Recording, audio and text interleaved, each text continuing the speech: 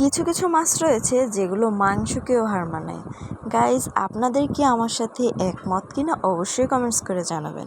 তো hello everyone, this is me Tanu. Welcome back to my another new video. কেমন আছেন সবাই? আশা করছি সবাই বেশ ভালোই আছেন। আর গাইজ, আমিও বেশ ভালোই আছি। আর এই তো দেখুন, আজকে বাবা বাজার থেকে আমার পছন্দের মাছ নিয়ে এসেছে। আর অবশ্যই কিন্তু কমেন্টসে আপনারা জানাবেন এই মাছটাকে আপনারা কে কী নামে চেনেন আর কে কী নামে ডেকে থাকেন। তো যাই হোক, এই যে মাছ আনার পর মা কেটে কুটে গুছিয়ে নিচ্ছিল। আর হ্যাঁ, আমরা কিন্তু এই মাছটাকে রামসুর মাছ বলে থাকি। আর মেইনলি এই মাছটা আমাদের বাসার সবাই অনেক বেশি পছন্দ করি, বিশেষ করে আমার বোন আর দাদা, ওরা খুব বেশি পছন্দ করে। তো দাদা আসছে যেহেতু, তাই তার জন্য স্পেশালি এই মাছটা কেনা।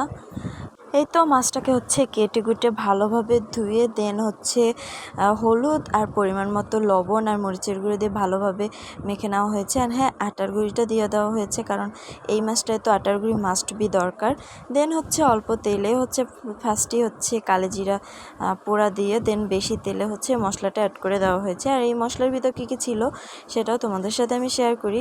এই যে কাঁচামরিচ দেখাই যাচ্ছে, আর ছিল হলুদ, মরিচের গুঁড়ো, আদা, জিরা গুঁড়ো আর পরিমাণ মতো লবণ। এগুলো দিয়ে ভালোভাবে মিক্সড করে নেওয়া হচ্ছে। আর এটা বেশ কিছুক্ষণ কষানো হবে। আর হ্যাঁ গাইস, এখন বলতে আমি হয়তো অনেক টাইম নিয়েছি, কারণ যখন রান্না করা হয় তখন আসলে বলতে অতটা প্রবলেম হয় না যে কী মশলা কিছু, কিন্তু পরে বলতে গেলে আসলে মনে করে করে বলতে হয়, যেটার জন্য আসলে অনেক সমস্যায় পড়তে হয়। এই যে এরপর সবজিটা অ্যাড করে দেওয়া হয়েছে কাঁকরোল। এটাকে ভালোভাবে কেটে ধুয়ে দেন ভেজে নেওয়া হয়েছিল। এখন এটাকে ভালোভাবে একটু কষিয়ে নেওয়া হবে, যদিও ভালোভাবে ভেজে নেওয়া হয়েছিল। দেন এখনও একটু কষিয়ে নেওয়া হবে। দেন মাছটাকে অ্যাড করে দেওয়া হবে। আর যেহেতু এই মাছটা অনেক বেশি সেন্সিটিভ, তাই আসলে ওরকমভাবে নাড়াচাড়া করা যাবে না বেশি। দেন এই যে জল অ্যাড করে দেওয়া হয়েছে, আর পরিমাণ মতো জল। আর এখন বেশ কিছুক্ষণ জাল দিতে হবে, রান্না করে নিতে হবে। দেন নামিয়ে নিতে হবে। তো চলো, তোমাদের সাথে আমি ফাইনাল লুকটা শেয়ার করব। আর হ্যাঁ, তোমরা কিন্তু অবশ্যই কমেন্টস করে জানাবে তোমরা এই মাছটা কে কে খেতে পছন্দ করো।